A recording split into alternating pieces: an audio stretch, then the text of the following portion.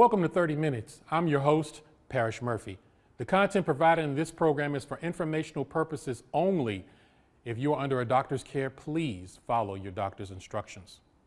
October is Breast Cancer Awareness Month.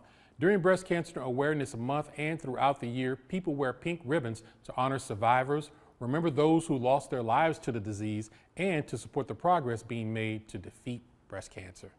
A 68-year-old California woman named Charlotte Haley, whose sister, daughter, and granddaughter had breast cancer, had distributed peach-colored ribbons to call attention to what she perceived as inadequate funding for research. In 1993, Evelyn Lauder, senior corporate vice president of the Estee Lauder Companies, founded the Breast Cancer Research Foundation and established the pink ribbon as its symbol.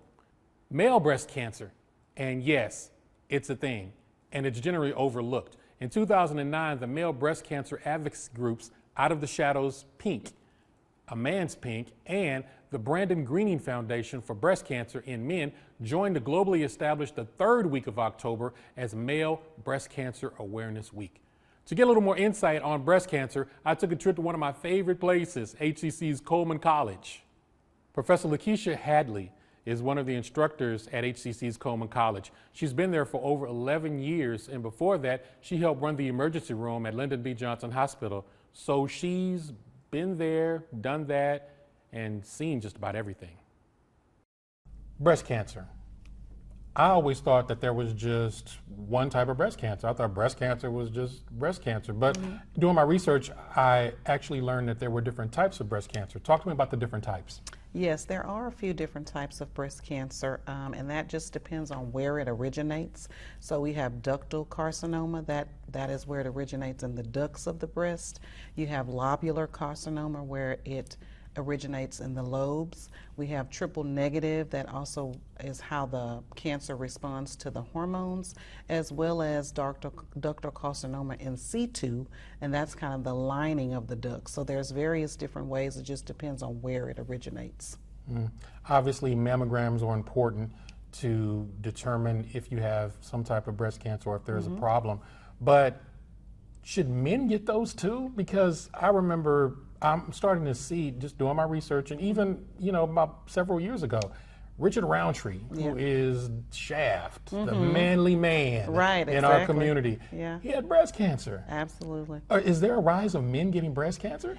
It is a little bit of a rise in men getting breast cancer, about 2,800 men per year. So that's a little bit less than 1%, but it's still a larger number for men.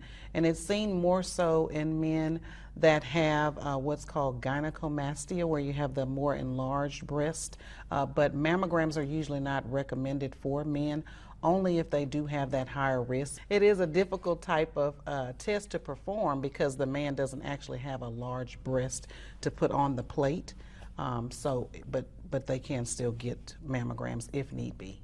Okay, and how do you determine if they need one? Because I got a C cup, and so I'm at the gym trying to lose it. How would I know if that is something that I need? It would be just dependent upon the type of cancer that they possibly think that it is, or once they do the biopsy and all of that, they would like to determine what type, or a little bit more of the in-depth measurements that are needed to classify it. What are the common signs of breast cancer? Most times it starts off where you may not really have many symptoms to begin with, but the most common, of course, is that you're going to find a lump in your breast. And usually the lump is going to be one that's immovable. So that means that it's pretty hard, it's pretty stable. So if you try to touch and move it around, it doesn't go anywhere. And then, of course, most times pain won't come until later on in the later stages. So it starts off kind of painless. But if you see some changes in the shape of your breast, the size, maybe some dimpling that might be there, there may be some nipple discharge or something of that nature that may come out. And those are some of the classic signs. What are some things that women can do to be proactive about breast cancer? Well, definitely doing your regular checks. You can do your self-breast checks. In the shower is usually when it's recommended. Usually when you're wet, of course, using soap, because that makes the breast more pliable, and you can rub and feel the lumps a little bit more easily. And that's usually recommended to do at least once a month. Usually around like your menstrual cycle time or right after your menstrual cycle time is usually when those lumps can be a little more prominent. So doing those self-breast checks, as well as, of course, with any type of disease process, good diet, exercise, regularly is important. And a doctor visit. How many times should you visit the doctor a year? Usually once a year. As far as like your mammograms, as we were talking about earlier, in between the ages between 40 and 79, you should get them like every other year. But if you have a high risk, like you've had an immediate family member, mom, sister, dad, like we're talking about men, then you would want to get one every year. At what age should young girls start getting mammograms? Usually, again, it's like 45, but again, if you have like your mother, most times if it's a mother, that's pretty more prominent. So they'll start you sometimes at 35 if you have a mom or a sister who has had it. According to the CDC, the Center for Disease Control and Prevention, cancer is a disease in which abnormal cells divide out of control and can invade other tissues. Translation, cancer is a group of diseases that can affect any part of the body. Cancer cells can spread to other parts of the body through the blood and lymph systems, which helps the body to get rid of toxins. Just last year, there were almost 2 million new cancer cases and over 600,000 cancer deaths in the United States alone. Globally, 10 million people die from cancer each year. With that being the case, I wanted to get more information on the commonly known cancers that can affect people every day. Prostate cancer. Is prostate cancer preventable? No, unfortunately not, because it's one of those where it doesn't have a set cause per se. It's just important to have, just the same as anything else, again, healthy diet, good exercise habits, things of that nature, but it's not a preventable type. At what age do men start getting checked for prostate cancer? Men should start getting checked usually around the age of 45. How often should you get it checked? Every year, men should, go in at that age of 45. You should, with your annual, you should be getting a rectal exam. Most men, of course, are not comfortable with the Ooh, that's a heck of an exam. Yes, it you can only do. is. You got to muster up strength once a year. It definitely is. It's not the easiest. Because not the nicest test. Yes, it's uncomfortable. But preventative measures is what's very imperative. So once a year for sure. What are some of the warning signs? There aren't really many warning signs to begin with, but as the tumor enlarges in the prostate, everything is connected to the urinary system, so you'll see a little bit of change in your urinary flow. There may be some retention there, where it feels like you have an urge to go urinate, but then you're kind of just dribbling or unable to. Of course, there may be some blood that comes out when you urinate as well. Those are some of the signs. Is this hereditary? It could be, but for the most part, it is just sometimes by happenstance, lifestyle, genetics as well. Does diet have anything to do with this as well? Absolutely. Diet for all cancers, actually. Wow, really? Yeah, diet for all cancers. Everything that we put, you are what you eat is really a true thing. So everything that we put into our systems can be or have some carcinogenic property to it. So diet is always imperative. Wow. Melanoma. Talk to me about what exactly melanoma is. Okay. Melanoma is a type of skin cancer. And it usually comes from, of course, overexposure to the sun, as well as genetic. It does have a little bit more genetic properties than some of the other cancers have, and it's just where we create melanin, where there's a skin tone, like you and I have a little bit more melanin in our skin. There is an overgrowth of that when there is a melanoma that comes about. So it is that skin cancer. Lung cancer. It's normally associated with smoking. Is that the only way you can get lung cancer? Absolutely not. I mean, smoking can attribute to any form of cancer, truly. But lung cancer can be attributed to secondhand smoke. You know, maybe you're not a smoker. Oh, Maybe wow. you go to the casinos and things like that, right? Or football games or anywhere we are where there's lots of smoke and we're, you know. They don't smoke at football games, though. They don't let them smoke. Oh, that's right. They sure don't. I'm thinking about tailgating. I'm about to That's say, what I'm thinking well, about. you know maybe what? when they're out there You'll see some tailgating, smoke they at might, tailgating. yeah, they might be out there tailgating. But yeah, anywhere where you may be exposed, you know, if you worked in a chemical plant environment, or, you know, we've seen on the news recently with the train production over in one of the areas in Houston, there was a lot of Fifth Ward. Fifth Ward, the gas and things like that that they're talking about. They're being exposed to those chemicals. So anything that's related to that respiratory tract, you know, where we breathe in oxygen and air and things of that nature, you can certainly be exposed. So not just smoking, but smoking is the #1 cause. And firemen are at big risk as well. Going Absolutely. into fires and inhaling, you know, Yeah. even with the breathing equipment, Absolutely. they are really, really at risk. Certainly. What would diet attribute to that, though? The diet, it just again depends on certain types of foods have carcinogenic properties. Of course, you know, with the production of food, we want it so fast, so there's a lot of pesticides and different things that are being used. Have you seen like some of the large apples and things lately that are so huge and big? You know, chicken legs are bigger than what we are accustomed to. You know, just being exposed to some of those different chemicals and things like that in the farms. You know, they all play a huge aspect. That's why I guess there's a big craze in the new organic, you know, things, and also growing your own food and gardens. I do see a lot of people If you can afford organic. yeah. And you know, and if you can afford to have your own little garden box, you know, just starting off small, you are seeing a lot more people, at least with like their herbs and, you know, some of the other vegetables that are easier to grow. Some people are starting to grow their own because the food does play a huge impact. Colorectal cancer. This is commonly known as colon cancer, but you can get it in more places than your colon. Yes, well, your colon, remember, is divided into two intestines. You have your small and your large, and your colon is a part of your large intestine. And so it can also be in other areas of the colon, as well as spread to the rectal area of the colon. And that's kind of where you get the combined term colorectal cancer from, because most times once it appears in the colon, then it normally can spread pretty quickly over to the rectum area. How do you know if you have colon cancer?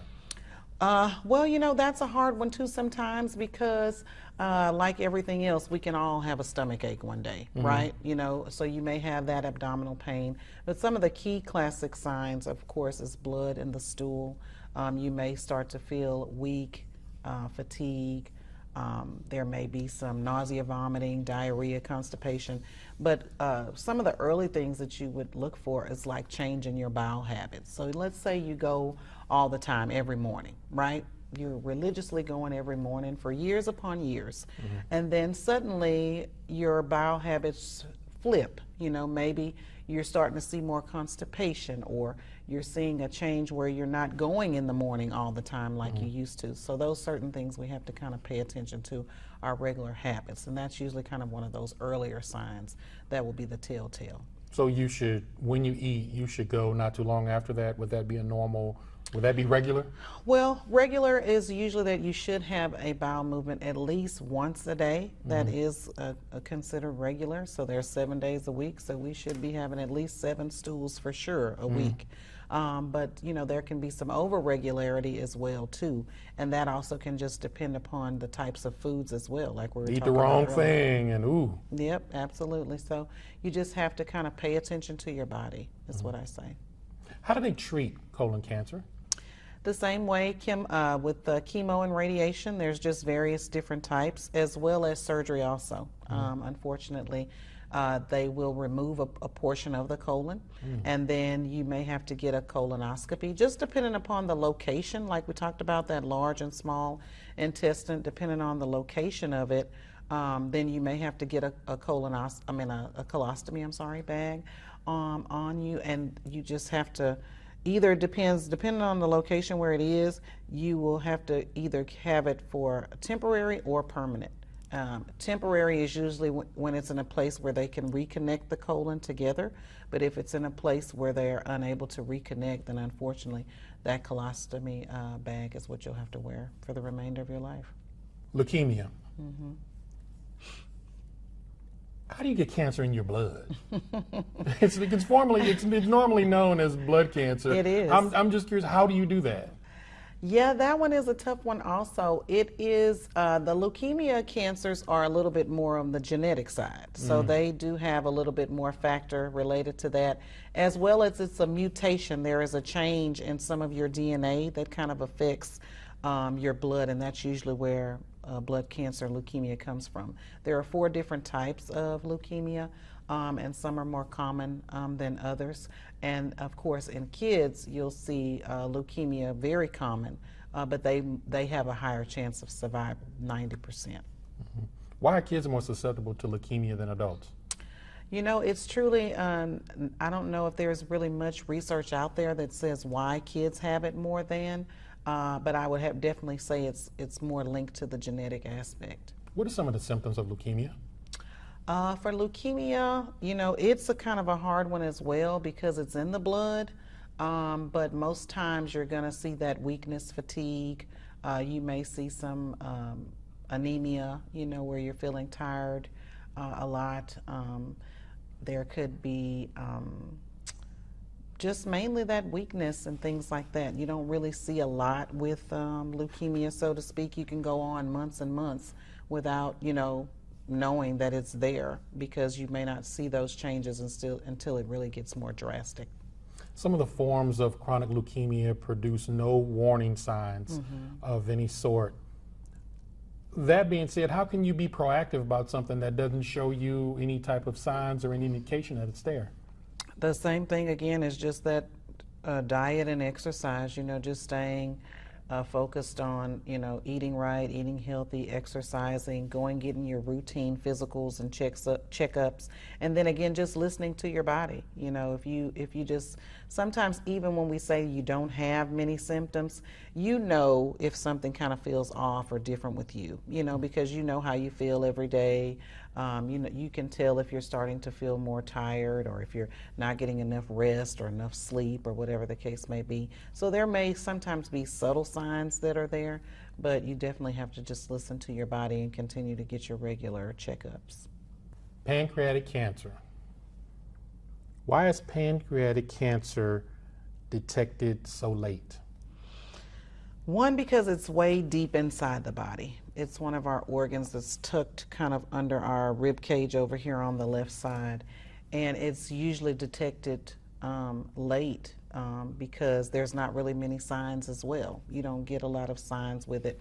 You don't get the abdominal pain, you know, you don't get all of those things till kind of later on, you know, the extreme weakness and things like that. So it's a late detected cancer that's unfortunately terminal. Why is this considered the worst kind of cancer? I would say it's the worst kind because it is almost always terminal. About 95% of people with pancreatic cancer do die. And because it is kind of the system that carries several different fluids throughout the body, it spreads faster. And so once cancer spreads, what we call metastasize, then it usually will spread to all areas of the body. And once that happens, then it's just difficult to treat. And that makes it always terminal? Pretty much. Wow. Yeah, pretty much. Okay. Some of our famous actors that we love, like Patrick Swayze, he's one of the ones who was a champion for pancreatic cancer for some time, but that he did, of course, succumb to his battle also. Wow. And then our late state representative, Sheila Jackson Lee. Yeah. You know, and Absolutely. it's just one of those things. It's kind of like when somebody says, you know, tells you about hospice care and they recommend that for someone that you love. And hospice is a little different because I've known people live 10 years in hospice. Oh, yeah, for sure. You know, but I mean, but when they say pancreatic cancer, Yeah. it's just kind of like, man, get the prayer beads. Yeah, because it's something, it goes pretty fast in a lot of cases too, just because again the pancreas is a part of It regulates so insulin much. production, yes, and it regulates a lot in the body. It regulates a lot of the hormones and things in the body as well, and so with it being a part of that system that carries everything throughout the body, that makes it very hard. What are some of the things that they do to try to slow pancreatic cancer down? Just the same as we've been talking about, your chemo and radiation therapies. There's just so many different ones out there that's available that they utilize, as well as they try to just use comfort measures, like you're talking about hospice care and things of that nature. There's lots of drugs that they utilize to just continue to keep their appetite going, keep them pain-free, things of that nature, just comfort care. Chemotherapy, you've mentioned that a couple of times when it comes, it's a common use of treatment for cancer, but there are also some side effects to that that really hurt people and are detrimental to their health. Why do they keep using chemotherapy? Because truly it's just the best treatment. It truly is. I mean, everything has a good and a bad to it, right? So unfortunately it is, they call it the red devil is what I've heard some patients call it, because it really does make you, pretty sick, your stomach, lots of intense nausea, vomiting, things of that nature.